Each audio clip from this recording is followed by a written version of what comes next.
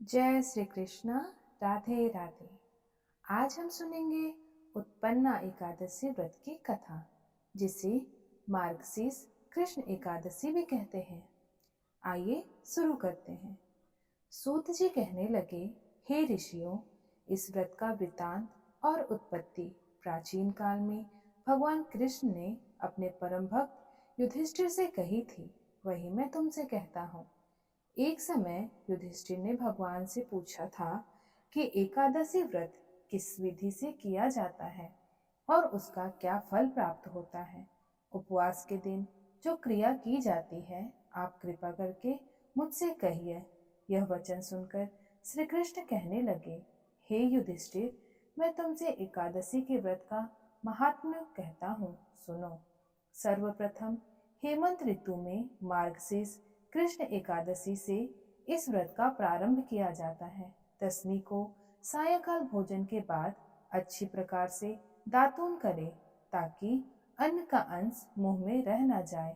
रात्रि को भोजन कदापि न करे, न अधिक बोले। एकादशी के दिन प्रातः 4 बजे उठकर सबसे पहले व्रत का संकल्प करे। इसके पश्चात शौच आदि से निर्वृत्त होकर शुद्ध जल से स्नान करे। व्रत करने वाला चोर, पाखंडी, पर स्त्रीगामी, निंदक, मिथ्याभासी तथा किसी भी प्रकार के पापी से बात न करे। स्नान के पश्चात धूप, दीप, नैवेद्य आदि 16 चीजों से भगवान की पूजन करे और रात को दीप दान करे।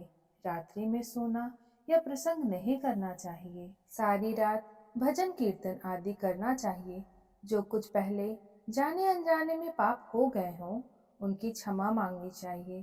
धर्मात्मा पुरुषों को कृष्ण और शुक्ल दोनों पक्षों के एकादशियों को समान समझना चाहिए।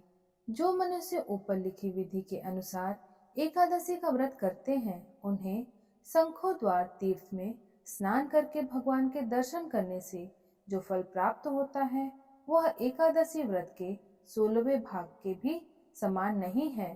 व्यातिपात के दिन दान देने का लाख गुना फल होता है। संक्रांति से 4 लाख गुना तथा सूर्य चंद्र ग्रहण में स्नान दान से जो पुण्य प्राप्त होता है, वही पुण्य एकादशी के दिन व्रत करने से मिलता है। अश्वमेध यज्ञ करने से 100 गुना तथा 1 लाख तपस्वियों को 60 वर्ष तक भोजन कराने से 10 गुना, 10 ब्राह्मणों अथवा 100 ब्रह्मचारियों को भोजन कराने से 1000 गुना पुण्य भूमि दान करने से होता है। उससे 1000 गुना पुण्य कन्यादान से प्राप्त होता है। इससे भी 10 गुना पुण्य विद्यादान करने से होता है। विद्यादान से 10 गुना पुण्य भूखे को भोजन कराने से होता है। अन्नदान के समान इस संसार में कोई ऐसा कार्य नहीं जिससे देवता और पितृ दोनों तृप्त होते हों, परंतु एकादशी के व्रत का पुण्य सबसे अधिक होता है। 1000 यज्ञों से भी अधिक इसका फल होता है। इस व्रत का प्रभाव देवताओं को भी दुर्लभ है।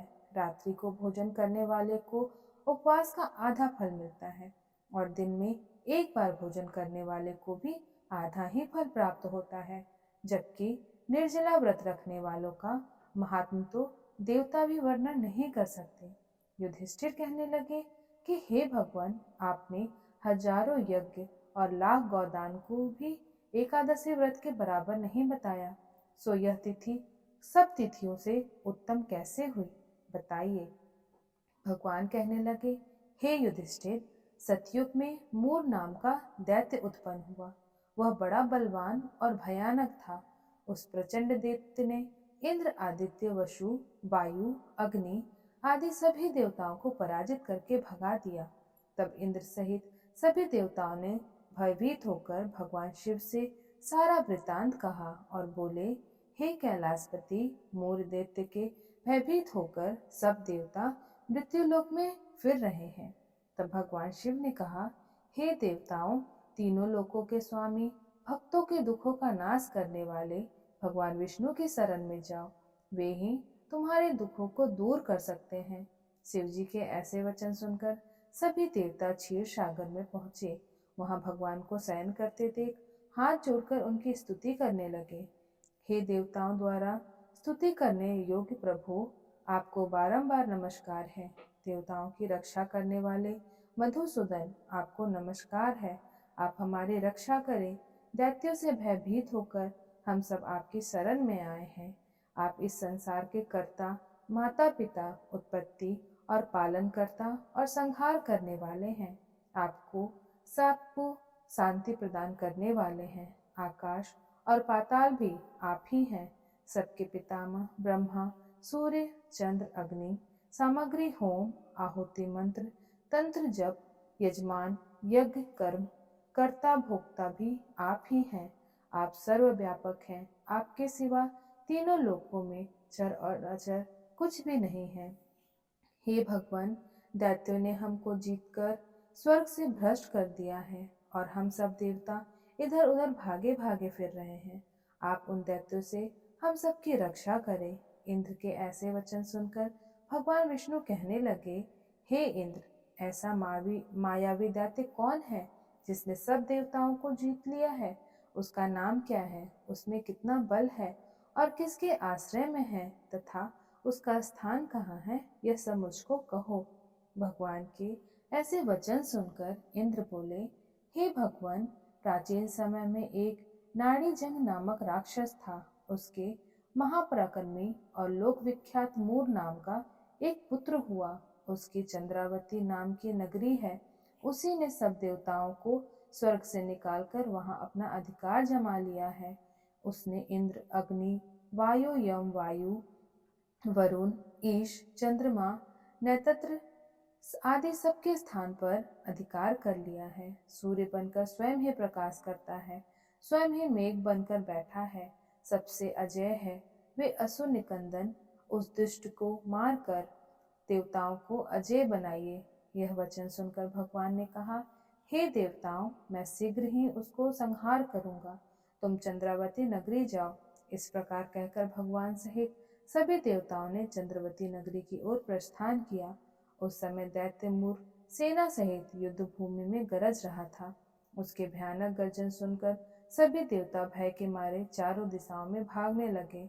जब स्वयं भगवान रणभूमि में आए तो दैत्य उन पर भी अस्त्र शस्त्र आयुध लेकर दौड़ा। भगवान ने उन्हें सर्प के समान अपने बाणों से बींध डाला।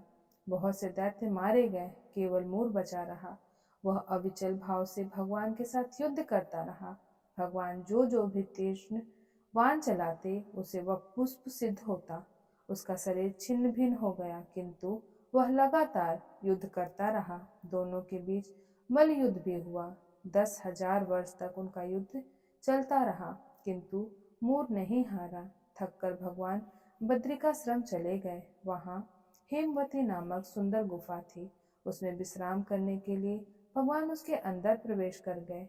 यह गुफा 12 योजना लंबी थी और उसका एक ही द्वार था। विष्णु भगवान वहां योग निद्रा की गोद में सो गए। मूर भी पीछे पीछे आ गया और भगवान को सोया देखकर मारने को उद्यत हुआ। तभी भगवान के शरीर से उज्जवल कांतिमय रूप वाली देवी प्रकट हुई।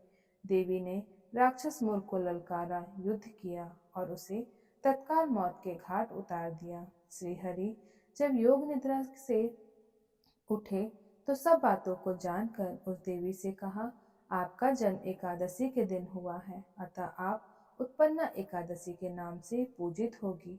आपके भक्त वही होंगे जो मेरे भक्त होंगे।